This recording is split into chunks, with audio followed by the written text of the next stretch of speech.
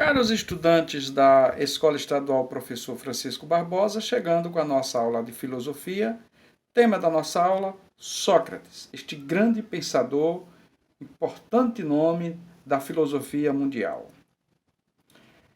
Sócrates nasceu no ano de 470 a.C. e morreu em 399 a.C. Foi um filósofo ateniense. Por que ateniense? Porque ele nasceu na cidade de Atenas, da Grécia, no período clássico da Grécia Antiga, considerado um dos fundadores da filosofia ocidental. Curiosamente, ele está entre os poucos pensadores da humanidade que não registraram as suas ideias por escrito. Então, a gente vai ter algumas aulas sobre Sócrates e vocês vão entender melhor isso. Então, Sócrates não deixou nada por escrito. Por isso, tudo o que sabemos sobre o seu pensamento e a sua biografia vem dos relatos produzidos pelos seus discípulos, principalmente Platão e Xenofonte.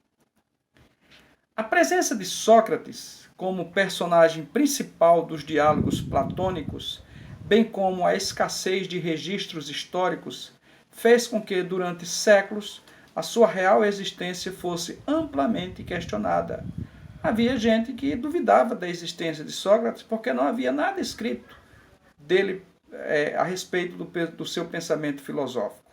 Somente no século XIX, com o avanço das pesquisas, houve a possibilidade de comprovação da existência de Sócrates, que, dentre outras coisas, teria participado da Guerra de Peloponeso.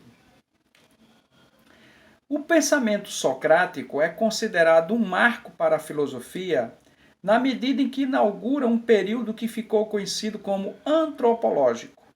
Partindo da máxima "conhece-te a ti mesmo", Sócrates deslocou o foco da investigação filosófica das questões cosmológicas, ou seja, acerca da origem e da composição do universo, para as questões antropológicas, isto é, questões relativas ao próprio homem.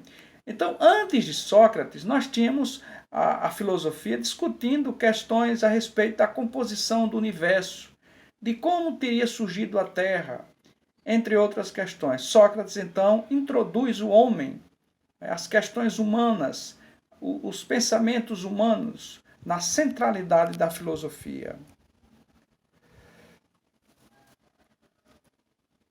Outros questionamentos nesta seara do pensamento filosófico a respeito do homem, instituído por Sócrates: o que é a coragem, o que é a virtude, o que é a justiça, entre outros pensamentos. O modo de vida socrático era baseado na dialética, que vai ser também um outro assunto a ser abordado aqui nas nossas aulas de filosofia. Sócrates buscava, por meio do diálogo, produzir uma transformação nos seus interlocutores. O método socrático se opunha à retórica dos sofistas, que abordaremos em outros momentos.